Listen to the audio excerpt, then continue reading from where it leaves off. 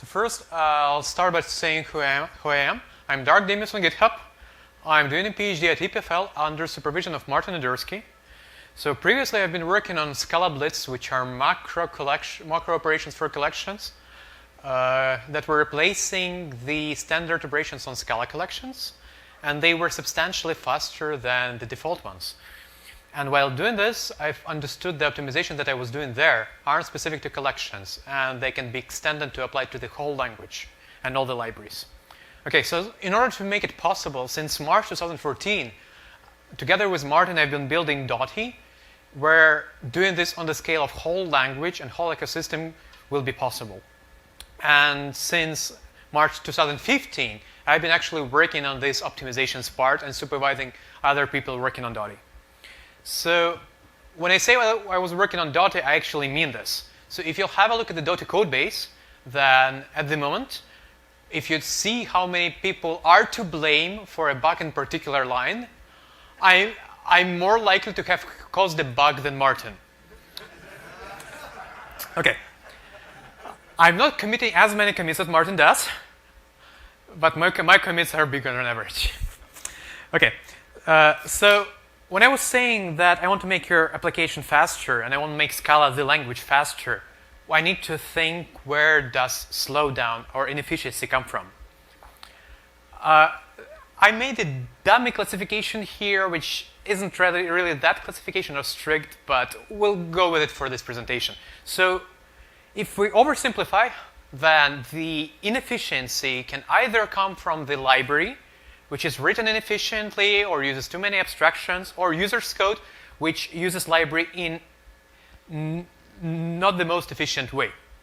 So we'll address those points separately. How can we make Scala faster, but not having slow libraries and not having slow user code? So library can be a source of slowdown. And the main reason for this actually comes from simplicity of Scala the language. So let's consider these two examples. One is written in Java, the other is written in Scala. So the Java one uses for cycle, it's quite verbose. You need to read through it to understand what it does. While the Scala one is obvious, it just computes a sum and divides it. Unfortunately, by using the convenience here of both the library and the language, we're losing quite a bit on performance side. Yeah, like 20 times. So let's see why is it the case.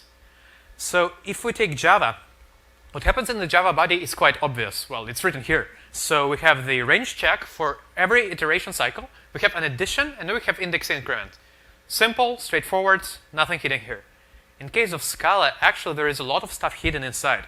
So the reduce is actually implemented in terms of for each. And for each does side effecting stuff on scope of reduce. And because of all this stuff, there is actually boxing happening here, dynamic dispatches happening here. There's an if inside, which checks if that's the first element you're seeing. There are two dynamic dispatches, and there is boxing per every iteration of a cycle. And that's the reason why it's so slow. Because all this overheads actually takes more time to execute than the actual summing that you're performing. So those are the benchmarks which I've been doing 1 week ago. I was presenting the same slide 3 years ago, and numbers were different. So at the moment of 2016 May, single boxing costs you somewhere like 5 dynamic dispatches in hotspot. And by dynamic dispatches, I mean the ones which are actually megamorphic, so the real dynamic dispatches, non-inlineable, the worst case. Every of the dynamic dispatches costs you somewhere like 3 static dispatches if this was either invoke static or normal dispatch, which happens to have only single implementation. And addition is actually substantially faster even than the static dispatches. So what it means that in the previous benchmark, where we were doing boxing dynamic dispatch all the time, most of the time was spent there. Why is that? Okay, so the reason is that we, as I said, can build convenience libraries in Scala. So we have higher order types, we have generic methods, we have generic classes, we have multiple inheritance through traits, we have pattern matching, we have lazy evaluation, we have garbage collection. Okay, we're on a hotspot. So we need to compile into code which runs on Hotspot. Which of those features are natively supported on Hotspot? Does Hotspot have higher order types? No. Does it have generic methods? No. Does it have generic classes? No. Does it have multiple inheritance? Well, you can say that kind of yes through default methods, but actually that's not true because it doesn't have multiple inheritance of fields, so there are more restrictions which apply. So I would say no here, though that's arguable. So does it have pattern matching? No. Does it have lazy evaluation? No. Well, gladly it does have garbage collection. Let's thank it for it. So all of the features which were before, which Hotspot doesn't have, they need to be lowered by compiler to something which will run independently on how you would use it. If we compile it straight, we need to compile it conservatively, assuming that you can do all the possible bad things with it, and it should work correctly. In most cases, it means it's not going to work fast, because there is nothing that we can assume here. So to illustrate this, I will show how a compiler compiles generics. So if you have a generic method plus, which takes an A and a B and passes them in a generic way by calling it in a numeric, it's compiled by erasing the generics. So all the T's here are replaced by objects. What it means in practice, that if you would use this method to plus two integers, because integers now need to become objects, they will be boxed, and then they will be unboxed back. As we saw in the previous slide is actually going to be like 20 times slower than if you just add it to numbers directly. Sometimes Hotspot is smart enough to remove this overhead, but the more levels of generics and the more levels of abstractions you use, the less likely is it to be able to find out what you were doing in the first place. So there's a different option. What if compiler, instead of erasing the generics, created clones which would apply to different types? So let's say that we'll have a plus which works for integers, we will have a plus which works for longs, we'll have a plus which works for doubles. How many pluses would we need? It depends on how many primitive types do we have. So Scala has 9 primitive types, which are integers, floating point numbers, booleans, and the void type. And aside from this, Scala has the reference type. So if you unify all the reference types in one type, then Scala has 10 times from point of view of whether they're reference or primitive. It means that if your class has n type parameters, if we'll start cloning and trying to create different instances for different combinations and instantiations, then we'll have 10 to the power of n variants, which is a lot. It means that in practice, something like function 3 isn't specializable because it's going to have the total size of all the specializations of function 3 is going to be bigger than the whole standard library at the moment. Even worse, if you have methods inside which themselves take type parameters, then, well, you'll have 10 to the power of number of parameters in the class and number of the parameters of the method, which makes it not practical even in these small cases, like you have one class with one type parameter and the method with two type parameters. Okay, so in 2010, Julian Dragos was implementing something called specialization, and he understood that you don't actually need to specialize all of your stuff. You need to specialize some places which matter for performance. So he created specialized annotation where you can ask, where user was providing input for what's going to be specialized. There was a limitation there, which was a limitation of implementation that it didn't support inheritance. And there was actually one more limitation, that if your class had fields, then your class the specialized versions will actually have both generic fields and specialized fields. So it may have it may be like twice bigger in terms of memory footprint. In order to solve some of these problems, there was a mini boxing project by Vlado Heke, who made it simpler to decide what to specialize by replacing 10 to the power of n by 3 to the power of n. Still exponential, but at least it makes it practical to specialize function 3. There was some performance degradation in some really complicated cases. Doesn't happen in normal code. The great thing, it does handle inheritance, and that's the main source of performance degradation that can happen. It has problems with arrays because it tries to store different types of integers all at the same long, and then you can't uniformly do the same with an array, and it has a complicated implementation. Implementation of mini-boxing is compared to something like 1/3 of the whole Scala C compiler. Yeah. So both of these approaches had a problem. So let's say you're a library author. In particular, let's say you're a standard library author. So let's take function 3. Function 3 has 4 type arguments. As a library author in either mini-box or specialization, you need to decide, are you going to specialize it or not? And if you do, you need to decide which types are you going to specialize it for. The problem here is that different people are going to use function 3 in different ways. And it's very unlikely that you will be able to fit all of them at once. You will need to decide which functions you specialize for because you don't want to have 10 to the power of 4. And that's the decision that Scala C does. It specializes functions for commonly used types. So if you have function 2 on doubles, or on floats, it's specialized. Function 3 is specialized only for doubles, not for floats. And it may mean, for you, it may mean that suddenly introducing one more argument, you're becoming slower.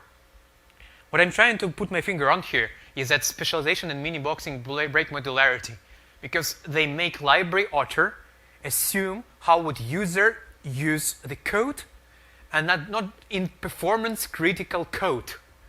What kind of patterns are going to be used in performance critical code and what kind of patterns are going to be used in non-performance critical code? It's a very complicated question even if you're asking it about your own code base because you normally use profiling to actually get the answer. And here, well, library author needs to speculate and guess, and in most cases the guess is actually wrong. So the question is, are there any other options? So let's think what question was asked by Julian and Vlad here. So they were asking a question, how many specializations are needed? So specialization was saying that for function 4 you needed 10,000 classes. Mini-boxing said 81. I would claim that the question was wrong. So what would be the right question? Let's start with this question. How many specializations are needed in your code? I mean, I have my particular code base. In my particular code base, I'm using some specific functions. In my code, I don't actually use function 4, which takes 4 voids and returns a void. But somebody may. I don't use functions which take 4 characters and return character. But somebody might. So maybe I should have a version which is different from the one that the other guy uses, because my use case is different. Actually, even this question is wrong. Why? Because both of us use libraries. And the question is not which versions does my code need. The question is what versions does all my dependencies and my application need. So if I use only functions from characters, though the library uses functions of integers, I need both for my application to run fast. And that's the specific question that auto-specialization linker solves. It takes your program, it takes your libraries, it analyzes how do you use the libraries, it analyzes all your code, it analyzes all your dependencies, it sees what combinations of type arguments are needed, which locations do they reach. So for example, let's say you instantiate vectors of integers and list of doubles. On vectors, the only thing you do prepend and index. And for lists, the only thing you do is you check their size. What it's going to do is it's going to make vectors which are capable of only storing the type that you need and doing only the operations that you need. Vectors aren't going to have zip on them because you don't need it. The same will happen with doubles, with lists of doubles. Lists of doubles won't be able to do random index because you don't need it in your particular application. And this happens without library author annotating their stuff. Library authors don't need to assume which functions you would need in which combinations of use cases your particular application is going to require. As an implementation artifact, there is a funny use case here. So the implementation treats type arguments and term arguments in the very same way.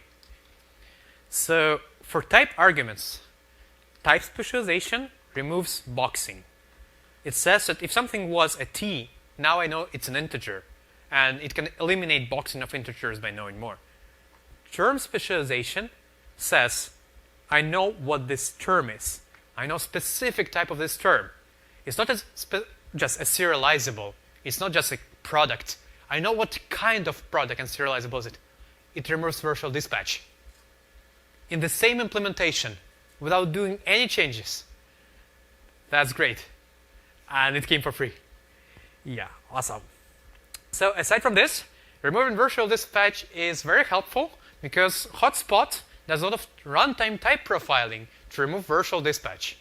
We may have some new backend by Dennis, which is going to present it tomorrow in the evening, where it tries to make sure that in runtime no compilation is performed. In runtime there shouldn't be any warm-up time. It means that virtual calls, which Scala has a lot, should be optimized at compile time in order for your application to run fast. So this project that's going to be announced tomorrow may benefit from the virtualization a lot. Okay, so this is a dummy benchmark, which is actually the worst case. So I'm taking the operation, which is one of the fastest to perform on Hotspot. Summing integers and just fastest to perform on the contemporary CPUs. And I'm trying to measure how many overheads does library create by using some specific ways for eliminating library overheads. So in Java, if we re-implemented it with 4 cycle, that's a baseline. It takes 4 to 5 milliseconds. In Scala 2.11, it takes 20 times more. Gladly, Lucas has been working a lot on optimizing 2.12. And in 2.12, it runs a bit faster, but still slow if you compare it to Java. So I was starting with my project, which was Scala Blitz, which was trying to optimize collections specifically, knowing what collections do, knowing the semantics of every operation, and it knew what reduce means, and it was able to optimize it a lot. Funnily enough, it was doing some low-level tricks that you don't normally use when you write 4 cycles. It was doing block processing in particular, and because of this, it was able to outperform Java. Actually, we wrote a paper about it. It was on par with the best frameworks which exist for high-performance operation in C. It was on par with Intel thread building blocks in case of parallelism and C standard collections in case of sequential operations. So the stuff that I'm working on now is a bit slower, mainly because it doesn't know about reduce in the first place. It just did optimizations which are language-specific. It doesn't know about that it was optimizing collections. It knew nothing about your code up front. There is one more data point here, which is Scala.js, which runs on JavaScript, which is slow by default. But the good thing is that SAP, by doing his optimizations in his linker, which links JavaScript specifically, which knows about JavaScript and Scala.js, was able to make it not ridiculously slow compared to Scala, which is already great. Yeah. So there are limitations here. First of all, it needs to analyze your program. On my examples, which are small usages of collections, in most cases it means it compiles like 50% slower than if you compare it with Dotty. The good thing about it is that Dotty, in my use cases, is twice faster than Scala C. So it kind of means that it's the optimized, let's say, small operation and collection, this reduce, compiling it in optimized way is faster than just normal compilation with Scala C. Unfortunately, it requires because linker needs to understand your dependencies, it requires your dependencies to have taste in the first place. So your dependencies should be compiled either with Dotty or linker itself. So yeah, it will take some time for Dotty to get adoption, and that may be a blocker for quite some time. It does not help if the library does tricks. By tricks, I mean something like funny cast that vector does. So if you're lying your user at signature and you're saying that you take a t, and t can be whatever, and then you cast a t to an object, so you're casting an integer to an object, linker is going to understand this and not optimize it in the first place. Because if I'll rewrite it to use in primitives, cast will fail. And some of the collections in the standard library try to do these tricks. Vectors don't benefit from optimization from this. Lists, arrays, and ranges do. The same happens if you use null as a special type. So if you have an array of t, it may be an array of integers. It doesn't mean that you can store a null there and be able to read null from there. That's the same thing. That's one more trick that vector does and some of the common libraries do. So in order to benefit from it a lot, you need to try to be smarter than hotspot, than compiler, than optimizer. Because in most cases, even if you're smarter today, they will get improved over the years. And it's very likely that in 5 years from now, the code that you assume to be smart is actually stupid. It stops optimizations from happening, like it's going to happen now. And the same happens if you have a typed API but untyped internals. I saw quite several libraries in the ecosystem which use shapeless to create a highly typed API, but then the library cannot survive with such complicated types inside because they both take a long time to compile, and it's very unpleasant to figure out what were the bugs. So it's going to just cast everything to any, implement it, and cast it back when it needs to bring it to user. This library is obviously not going to benefit from any kind of optimizations which are developed here. Okay, so now we're coming back to question of user's code. So one more source of inefficiency is user's code. And there is a good reason for it. Let's say you're a user. And when I'm thinking, I commonly write the code like this. So I have some collection, which may be a list. In this case, it is a list. And I'm thinking that x.size, if x.size is equal to 0, then I should do stuff. Unfortunately, this code is inefficient because x.size equals to 0. Computing x.size takes linear time. What I actually intended to write was this. I wanted to check if it's empty. This is a lot faster. And during the code review, during my lifetime, I need to spend a lot of time making sure that I do the right thing here. Though, I mean, we don't have a stupid compiler. We have a smart compiler. Why shouldn't it do it for us? The other example is even more complicated. So let's say you have a series of operations. Can everybody understand what's happening here? It takes me 20 seconds to understand what's happening here. Why? Because somebody was trying to be fast. He took this code on the right, which was modular. It was doing independent filtering. It was doing independent flat maps. It was trying to make operation in steps, which made sense on their own. And he fused them by hand in order to make it run faster. I'm presenting here an example which fits on a slide. In practice, this happens with examples which don't fit on a slide. You have a series of operations, let's say in Spark or in collections, which every of the steps makes sense from the domain point of view. In order to make it run fast, you fuse them all in some huge giant, which is impossible to maintain. And you do it for the sake of performance.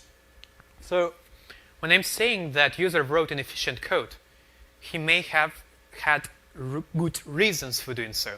He may have done it for maintenance. He may have done it to make code easier to understand. Because there are some people who aren't that experienced in the code base. And he wants to make sure that the bugs are discovered early during code review, for example. So what I'm trying to pinpoint my finger on here is that we need library-specific optimizations. As I was saying previously, Linker provided a lot of performance improvement there by not knowing what the library did. But there was part that it wasn't able to achieve that Scala Blitz did. Because Scala Blitz knew something about the library. It knew some tricks that it was able to perform to get the most out of the code. But it required to know what reduce actually is. So let's start with the examples that I proposed just on the previous slides. So we want to say that x.length, where x is a sequence, when it is compared to 0, well, it should just be rewritten to is.empty. So what Linker provides you, it provides you rewrite rules, which allow to define this in a convenient syntax. So what you're saying is I'm defining a rewrite, which says if you have the code, which is x.length equals 0, where x is arbitrary sequence, just rewrite it to x is empty. And that's all. That's all you need to do. I've been doing this stuff with macros and Scala Blitz. Implementing such operations in macros, because they need to cover all the cases, all the possible comparisons with length. You need to fuse all rules in a single rule, and then the average size of the rule is 800 lines. Yeah. It was possible, but it took a lot of time to implement and even more time to test. Let's take the second example. Let's say that we have operations on big integers. We're a bank, we're doing some stuff with big integers, and we have division. Normally, operations on big integers are slow, but there are some kinds of operations on big integers which are fast. In particular, for example, shifts. So we want to write an optimization which does conditionally check if something is in the power of 2. You can actually use the system to do it. You can ensure that the thing that you're dividing on is literal, and you can generate a code which will take advantage from partial evaluation either in linker or in hotspot, or actually both, that you generate such an if where actually a here is a constant. And so what's going to happen is this if one of the branches is going to die, because the if condition here is either always true or always false if the a is a constant. And this allows you to do optimizations on big ints, for example. What else you can do is you can check for example, purity. So when I was talking about collections, one of the complicated checks to perform was this. So let's say you want to fuse two filters. If the operation which is being performed on element isn't pure, joining two filters together is incorrect, because the side effects will happen in different order. So for example, let's say you were printing numbers. Let's say that the first lambda was printing all the numbers it saw, and the second lambda was printing all the numbers it saw. If you will run them together, the order in which printing will happen will be interleaved. So you need to check if the function is pure. And you can encode this in the simple rules, once again. You don't need to write the complicated macro, which introduces its own notion of purity and checks for it. You just say that, well, as previously, I'm taking a list, I'm taking any kind of lambda, any other kind of lambda, and I'm checking that the first lambda is pure. That's all. And this rule will be only applied if the lambda is pure, and will be applied globally. It will be applied through... Yes, please.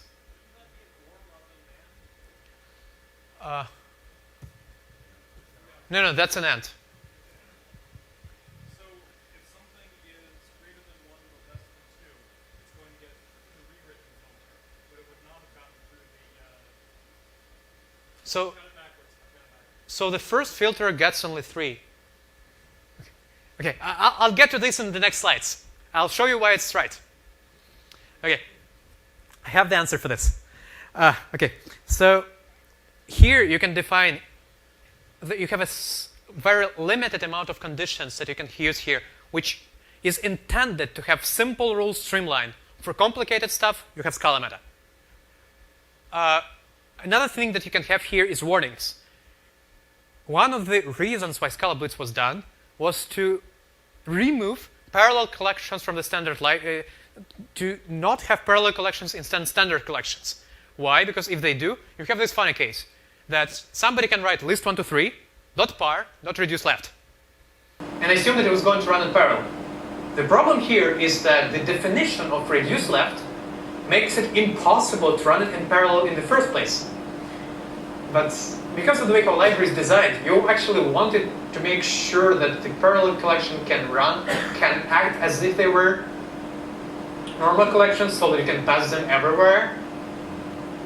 So what's happening here? They want to have some kind of warning to say use it as unit. He's maybe doing something wrong. That's what you can do easily here. So you can define a rule which is looking for this code where X is some kind of parallel sequence, and somebody does a reduce left in parallel sequence, and you will issue a warning to him. And the great stuff is it will run through generics. So if somebody is going to pass a parallel sequence in a generic place, and then call reduce left on it, because of the analysis, it will be able to see the fact that though static type here says sequence, actually there is a parallel sequence reaching this place, and it shouldn't. Aside from this, you can have easy logging. So let's say you have Java util logging, and you want to make sure that when you make logging, if logging is disabled, you don't want to create the pass and pass a string that you're passing there, or create the lambda or something. There's a standard pattern that before doing logging in Java and in Scala, you're actually going to check if logging is enabled, and if it is, you're actually going to do logging, and the logging inside is going to check it once again. It's a very inconvenient syntax, which once again you're doing for the sake of performance, but well, it can be done by compiler itself. So the idea here is that for Java library, if you call x.info in Java standard logging, it just replaces with if info level is enabled, then do logging. You don't need to do it by hand anymore. You're saving your time. You're saving your reviewer's time. Pull requests don't need anymore to get stopped because somebody did the right thing, but he did it in a convenient way for him, but not in the most performant way. And the other thing that may help a lot is that now you can have easy debug messages. That you can promote a source to the string. But please don't try to look what it does, because you're going to do it in runtime. It's not going to be fast. It's not replacement for macros. If you want to see what the source looks like, use Scala meta, use quasi-quotes. Okay, so what I'm trying to pinpoint my hand here is that this has a bit similarity to what we were macros previously doing. What I'm trying to build this for is I'm trying to create new foundations where people can build stuff like Scala Blitz for their own libraries. That Linker will optimize language-specific things which aren't library-specific. And you can define your own rules which define library-specific optimizations and allow to get all the performance that you need. Previously, it was done by macros. Now there is one more way to do it. And the question is, which way would you decide to use? Here are some pinpoints that may help you to do this, to decide. So, read-write rules can be defined everywhere in your program. I'm going to analyze all your program, analyze all your libraries. If somebody defines an optimization rule, I'm going to see if it applies. For macros, in order for macro to be applied, you need to be explicitly calling this specific macro. It means that, well, for example, Java standard library doesn't have macros.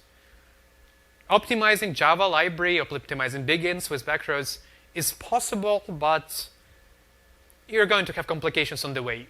It's very likely that you'll need to pay a price of some unpleasant to use syntax for your users, and you don't want this to happen. As I said, the application here is that the rewrite rules get applied globally. I'm going to build a call graph and see where do you use a similar pattern from the point of view of call graph. If the specific types in this place are not saying that there's actually a parse sequence reaching this place, but I see that the only thing that reaches this place is parse sequence, that I'm going to apply this rule. In order for macros to apply, you need to syntactically call the macro. What it means is that, for example, if you want flatmap to optimize consequent operations, so if you say flatmap.map, flatmap.filter, flatmap.blah, you need flatmap to be aware of all these possible cases. And the macro which will be implemented in the flatmap is going to be huge. Macros are powerful. They can influence type checking. Macros can introduce new types. Macros can introduce new classes. Macros can affect implicit search. This thing cannot. It's limited, and that's why it's powerful. Its power is in the places where it's applicable, not in terms of what it can express. And as I said, it works with Java. It works with anything that comes from everywhere. It works with even across libraries. So you can do cross-library optimizations. Let's say that you have some optimizations which apply specifically to collections of matrices if you do some specific operations on them. And you can perform them in a different way. Well, you can do it here. And you don't need to ask standard library flatmap to be aware of your optimizations which apply to your specific use case if the collection contains specifically your type. Yes, please. The question was whether, if it works with Java, what's about Jigsaw? Jigsaw is a way for you to modularize the library. The library is still there. It's just broken apart. And in runtime, it's also still there.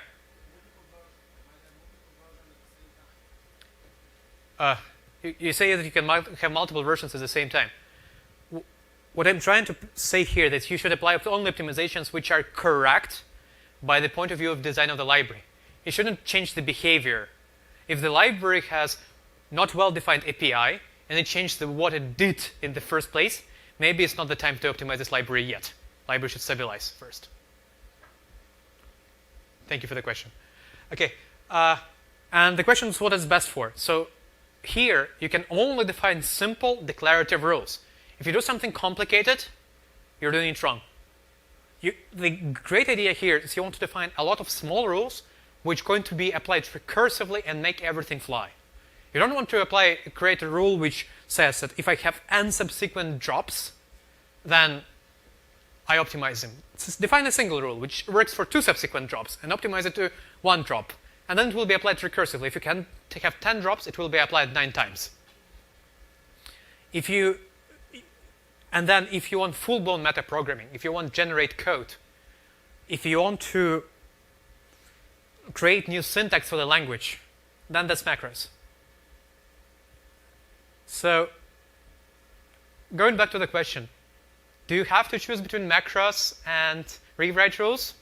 Well, actually, I was a bit lying to you. You don't. You can use meta inside rewrite rules.